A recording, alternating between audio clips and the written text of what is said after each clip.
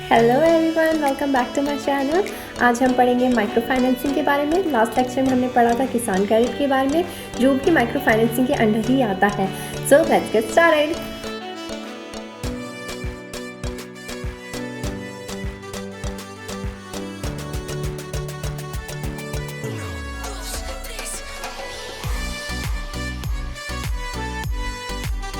Starting with the micro financing definition.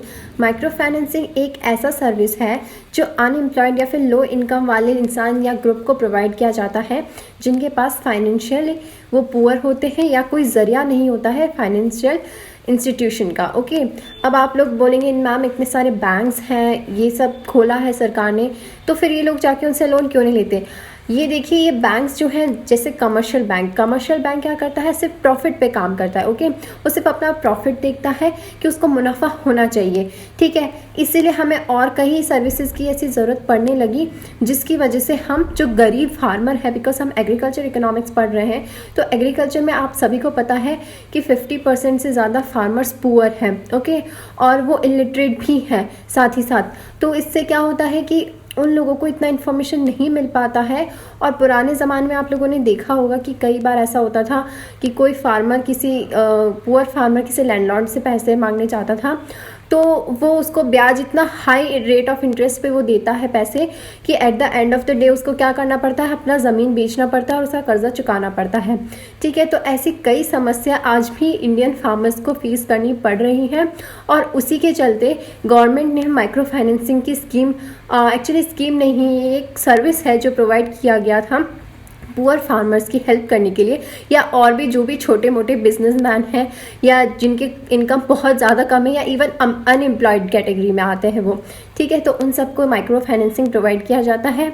ये normal banking services जैसा ही होता है। इसमें सारी सर्विसेज जैसे सेविंग अकाउंट्स या लोन्स या इंश्योरेंस या मनी ट्रांसफ़र, ये सब नॉर्मली ही होता है, बट इनके रूल्स एंड रेगुलेशन थोड़े से डिफरेंट होते हैं, ठीक है। इसके अलावा जितने भी आपने NGOs देखे होंगे या कुछ सेल्फ हेल्प ग्रुप्स होते हैं या नॉन बैंकिंग फाइनेंशियल कंपनीज होती हैं, ये सब भी इनको मदद करती है और इसीलिए इनको माइक्रो फाइनेंसिंग इंस्टीट्यूट्स भी बोला जाता है। ओके, तो माइक्रो फाइनेंसिंग आपके एग्रीकल्चर इकोनॉमिक्स, जैसे कल मैंने आपको KCC पढ़ाया था, किसान क्रेडिट कार्ड, तो वो किसान की हेल्प करने के लिए ही था और उसकी वजह से किसान को मुनाफा भी होता है। ओके, वो घर बैठे इजीली, बिकॉज प्रॉब्लम ये है ना कि आधे से ज़्यादा फार्मर्स जो है वो इलिटरेट भी हैं, उन्हें पेपर वर्क करना नहीं आता है, उनके पास सारे डॉक्यूमेंट्स क्लियर नहीं होते हैं। और जब आपके पास डॉक्यूमेंट्स नहीं है या आपको पढ़ना लिखना नहीं आता है, तो आप बैंकिंग के फॉर्म्स वगैरह कैसे फिलअप करेंगे।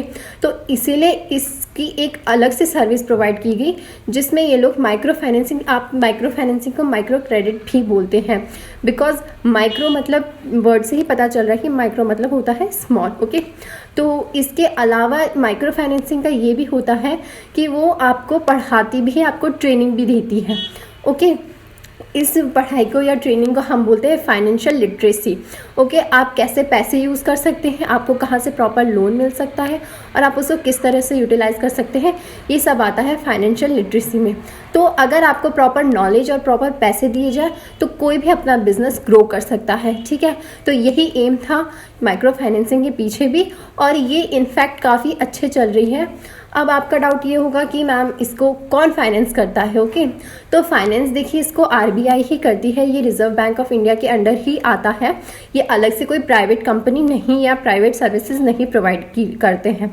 ओके, बट इसका ये अलग से एक सर्विस इसलिए प्रोवाइड किया जाता है ताकि पुअर फार्मर्स की हेल्प हो पाए, क्योंकि पुअर फार्मर्स को इंस्टेंटली अगर पैसा चाहिए, उसको घर में किसी की शादी करनी है या इवन उसको कंजप्शन लोन चाहिए अदर देन क्रॉप लोन, तो भी वो क्या करेगा, वो बैंक के पास नहीं जा सकता है, उसको आसपास के लैंडलॉर्ड से ही मांगना पड़ेगा, जो उससे हाई रेट ऑफ इंटरेस्ट लेंगे।